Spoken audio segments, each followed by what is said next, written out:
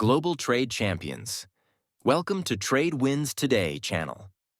In this video, I aim to share essential knowledge for those just starting out in international trade, drawing from over 20 years of experience negotiating and finalizing various types of contracts. International trade contracts are a complex field, bringing together key elements like Incoterms, payment terms, and risk management. But don't worry, if certain topics aren't covered in depth here, I've got you covered with other videos on this channel that explore them in detail. And after watching this video, I'd like to recommend downloading the presentation files through the Google Drive link in the description or comments and reviewing them at your own pace for a deeper understanding. Trade like a pro. Key clauses in export-import contracts. Let's dive in.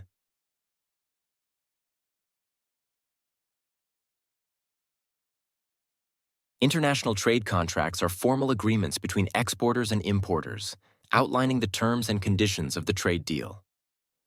They are not just paperwork. They set the rules, the expectations, and the protections that keep businesses running smoothly.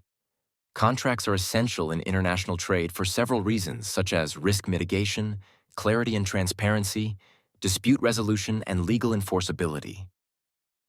Whether it's the price, delivery, or dispute resolution, each clause plays a pivotal role in ensuring both parties understand their responsibilities. Sales contracts, agency agreements, distributorship deals, these are the backbone of global business transactions. But don't treat them all the same. Each type has specific terms, from pricing to intellectual property, and each demands careful attention to avoid future conflicts. Sales contract is an agreement between an exporter and an importer where the seller agrees to sell specified goods, and the buyer agrees to purchase them under agreed-upon terms. Agency agreement is a contract where a third party, the agent, is appointed by a company, the principal, to act on its behalf in selling goods or services in a foreign market. The agent does not take ownership of the goods, but earns a commission based on sales. Distributorship contract is an agreement where a foreign company, the distributor, agrees to purchase products from the exporter and then resell them in its own country, often under the distributor's name or branding. Licensing agreement allows a foreign company to produce and sell goods using the licensor's intellectual property, such as patents, trademarks, or technology, in exchange for royalties.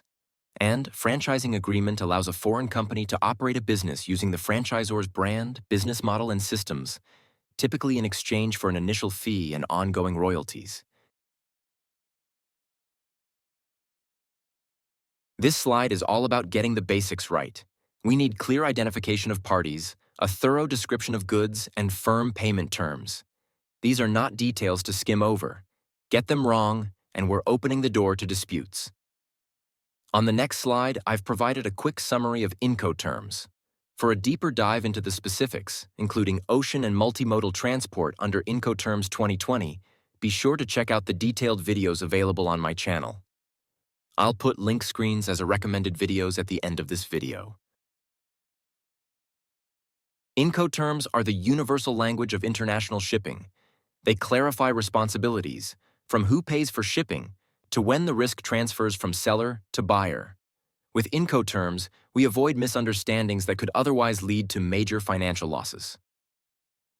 The Incoterms 2020 edition includes 11 terms, divided into two categories: those suitable for any mode of transport, EXW, FCA, CPT, CIP, DAP, DPU, DDP, and those specific to maritime transport, FAS, FOB, CFR, CIF.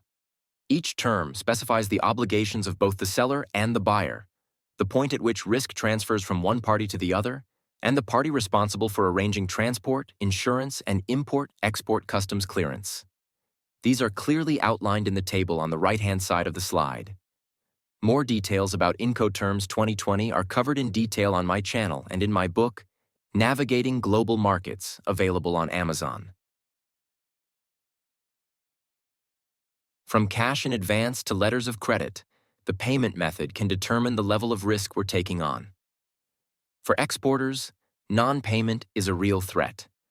From the importer's perspective, there's always the risk that, after making payment, The goods may not arrive on time or may not meet the agreed-upon quality and quantity specified in the contract. Knowing the payment terms is not just smart business, it's essential for safeguarding our bottom line. The subject matter of payment terms and related risk management is so comprehensive and interconnected that it is beyond the scope of this video to cover in detail. For a deeper dive into payment terms and risk management in international trade, check out my other videos on the channel where I break these topics down in detail. I'll include a screen link at the end of this video so you can easily access them. And if you're hungry for even more insights, my book covers these subjects comprehensively as well. There's more to consider in international trade, from non-payment risk, political instability, currency fluctuations, to shipping risk. Unexpected events can easily derail even the best-laid plans. Contracts help mitigate these risks through detailed clauses on delivery, payment schedules, currency handling, and dispute resolution. This slide also highlights essential tools, such as insurances and force majeure clauses, that offer additional protection against these uncertainties. We'd better think of disputes as inevitable in business, but how we handle them can make or break the relationship. From litigation to arbitration, well-crafted dispute resolution clauses, including jurisdiction, ensure that both parties clearly understand the rules for resolving disputes, helping to avoid costly legal battles down the road. Contract clauses in focus are key provisions within a contract that require special attention because they define critical terms and conditions, shaping how the contract will be executed and enforced.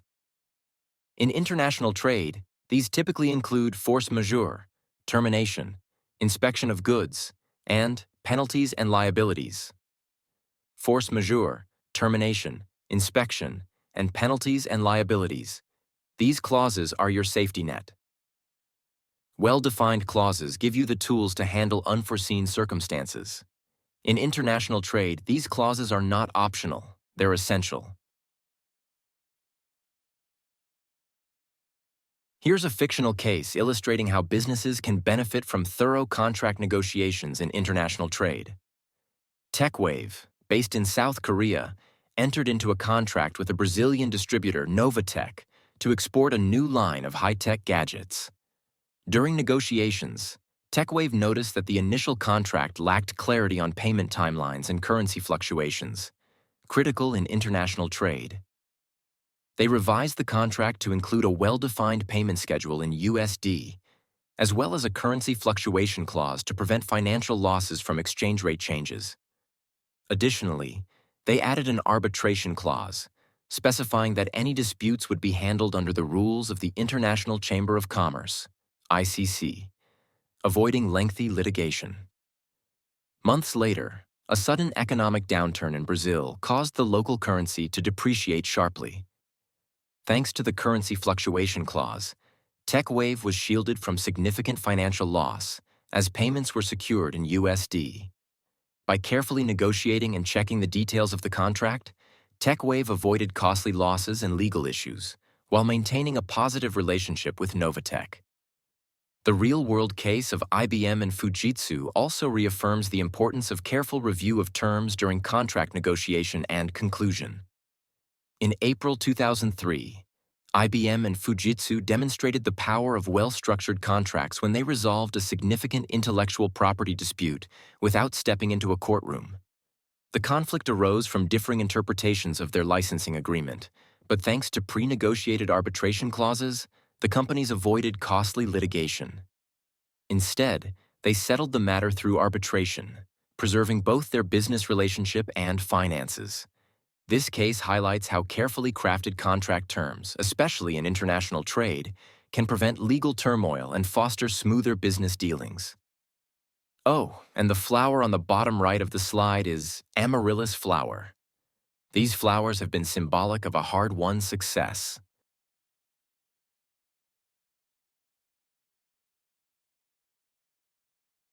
The key takeaway here is simple and clear. Protect yourself. From precise language to dispute resolution, Tailor your contract clauses to fit the unique risks of international trade. Use precise language. Customize clauses to reflect the specific risks of each trade environment. Include arbitration clause for swift dispute resolution, consider currency and payment protection, and research and comply with the local laws and trade regulations. Last but not least, keep learning, adapting to changes in trade regulations, and always ensure your contracts are airtight. Thank you for watching. I am Untitled Mind, your host for today's video. If you have any questions about the content or the downloaded materials, feel free to leave a comment. I'll be happy to help. Yes, I hope to see you next time with another useful content. Winning days, champions.